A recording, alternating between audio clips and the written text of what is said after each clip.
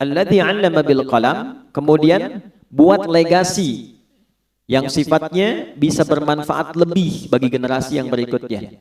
Salah satu caranya dengan menulis. Ya.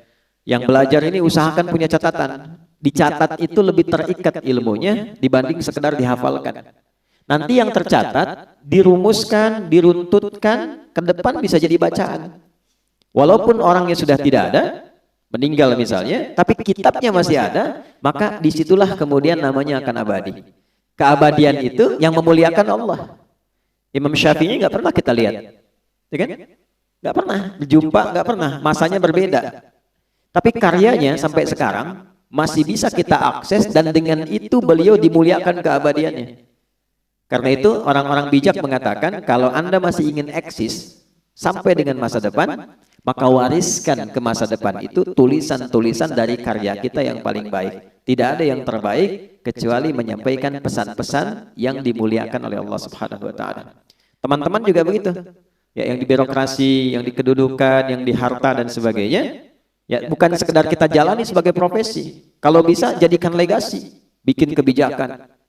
Ya, buat kreativitas, bikin inovasi, tulis. Supaya satu saat dikenang, saya pernah mengalami ini, diwariskan, minimal anak cucu bisa baca. Oh, dulu saya kenal kakek itu begini, ya, bukan cuma lihat fotonya. Ya kan? Wah, kakek ganteng juga ya. Oh, ternyata pernah main sinetron, ganteng-ganteng serigala gitu ya. Repot juga. Kita bikin tulisan lebih bagus, terukur ya. Balik, 'allamal insana ma lam ya'lam. Kemudian yang kedua, selalu berusaha berinovasi untuk menemukan sesuatu yang baru. Ya, jangan pernah terpaku pada satu hal. Cari sesuatu yang baru, bikin kreativitas sehingga lebih berwarna. Nah, cara menemukan ilmu yang baru itu kita sampaikan, itu kuncinya dua. Satu, rajin mendekati Allah, ya kan? Kita sudah ambil dalilnya di Quran surah 18 ayat 65, ya kan? Fawajada 'abdan min ibadina atainahu rahmatan min 'indina wa 'allamnahu min ladunna ilma. Khadir yang dimaksud di situ. Abdan itu sifat bagi orang yang rajin ibadah. Nah, biasanya ini catat rumus ya. Ini saya belum pernah kasih rahasia nih, tapi bagi ini rahasia di antara kita nih ya. Kita bagi dikit nih. Jadi di Quran itu Nabi saja itu panggilannya itu dibagi 3 oleh Allah. Oke? Bagi berapa? 3. Untuk panggilan ya, bukan penyebutan nama. 1 Nabi, ya ayyuhan Nabi. 2 Rasul. Yang ketiga Abdul. Kalau misinya adalah pesan untuk menyampaikan informasi di lingkup pribadi dan keluarganya. Ada yang sifatnya khusus, ada yang bisa kita tiru. Itu panggilannya biasanya Nabi. Tapi kalau sifatnya informatif untuk semua, termasuknya semua akses, itu Rasul. Jelas? Tapi kalau disebutkan sifat ibadah beliau yang demikian tinggi, itu panggilannya Abdul. Menariknya, tidak ada satupun nabi dalam Al-Quran yang disebutkan kata Abdul kecuali bersanding dengan keistimewaan. Ya. Pokoknya kalau Abdul pasti nikmat, ni'mal abdu innahu, dan seterusnya. Ya.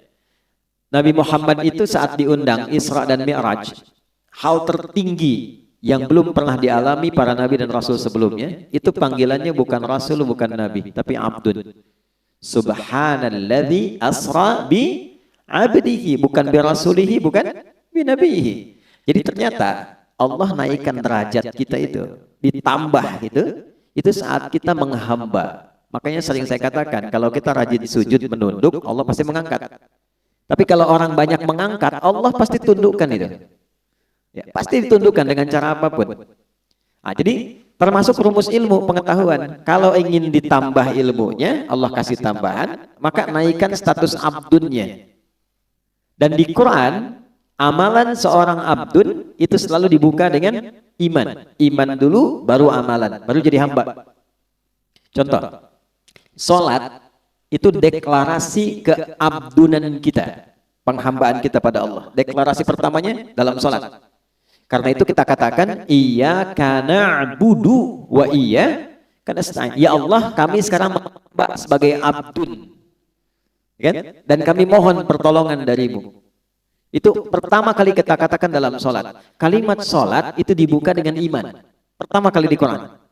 Al-Baqarah ayat 3, alladzina yu'minuna bil ghaibi wa yuqimunas shalah. Iman dulu baru sholat.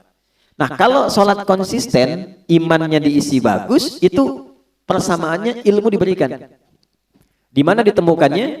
Di Quran surah ke-58, Tarawih malam, Al-Mujadalah. Di ayat yang ke-11. Ya. Iman dulu, ya ayyuhalladzina amanu, ya kan?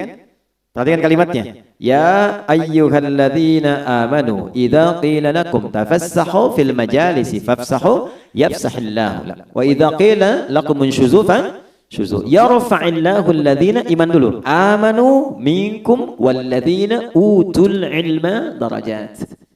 Kalau iman naik, ilmu pasti ditambah. Pasti itu. Ya, itu sudah rumus. Nah, jadi yang pertama kita coba tingkatkan keimanan pada Allah, rajin sholat. Sholat, ya, nanti pasti akan ditemukan hal baru. Yang kedua, ikuti petunjuk Nabi. Misal, kalau mau belajar, ikuti petuah dari Nabi. Begini cara belajarnya. Keluarkan kitabul ilmi. Kalau mau bisnis, ikuti pola bisnis yang ditunjukkan Nabi. Kalau di birokrasi, di kedudukan, ikuti bagaimana petunjuk Nabi. Ambil value-nya. Maka apa yang terjadi? Perhatikan kalimatnya. Al-Baqarah ayat 151. Kama arsalna fikum rasulan minkum yatlu alaikum ayatina wa yuzakkikum 2 wa yuallimukumul kitaba 3 wal hikmata 4 5 wa yuallimukum ma lam takunu ta'lamun. Orang yang cenderung mengikuti prototipe kehidupan Nabi, cara yang Nabi ajarkan, gimana menjalani hidup, salah satu keistimewaannya Allah kasih pada orang itu apa yang belum ia ketahui. Nah, teman-teman di serse misalnya kan, kehakiman dan sebagainya, kadang-kadang mau nyelesain kasus susah tuh, mau nemukannya, sholat, minta petunjuk, ya. Tiba-tiba selesai ketiduran, mimpi, dapat. Tiba-tiba dapat pencerahan, kemana arah. Itu bisa terjadi. Di bisnis begitu. Ya, begitu diikuti polanya, Abdurrahman bin Auf tuh dari mana sih modal pakaian datang ke Madinah. Dalam 3 tahun kok jadi orang kaya, kemudian valuasi hartanya di awal sampai 923 miliar dolar. Dihitung sekarang itu. 14.700 triliun. Nabi wafat, kita coba riset, itu kurang lebih valuasinya 72.000 triliun. Dan termasuk satu di antara 10 orang masuk surga. Dan selalu punya kreativitas yang baru, yang nggak dikerjakan orang. Orang pilih yang ini, beliau menemukan yang baru. Orang sudah mau deketin yang baru ini, beliau sudah pergi ke kreativitas lain. Jadi hebatnya itu yang dikerjakan orang, itu beliau sudah 2-3 kali 10 step berada di depan. Ya, jadi bikin kreativitas baru, punya inovasi, orang belum ada. Begitu orang ngikutin, ini sudah mengerjakan yang baru lagi. Jadi pantas jadi yang paling unggul di bidangnya. Khalid bin Walid di militer begitu, selalu punya strategi baru. Ya, bayangkan. Ya. Kebayang nggak? Belum saya ceritakan deh. Ini melawan Persia coba. Pasukan ratusan ribu, 100.000 pasukan. Beliau cuma bawa 10.000. Itu menemukan strategi baru. Jadi ada seorang di barat itu sampai kemudian meriset bagaimana seorang Khalid itu bisa menjadi jenderal paling unggul di lapangan. Itu dilihat gitu. Dan itu terjadi utamanya setelah masuk Islam. Sebelum masuk Islam hebat dalam strategi perang Uhud. Setelah masuk Islam lebih hebat lagi. Nah, itu jadi bab. Kalau dipelajari bisa sukses di bidangnya. Nah, itulah allamal insana ma lam ya'lam. Nah, yang kemarin kita telah berhenti di ayat 6 sampai 8-nya.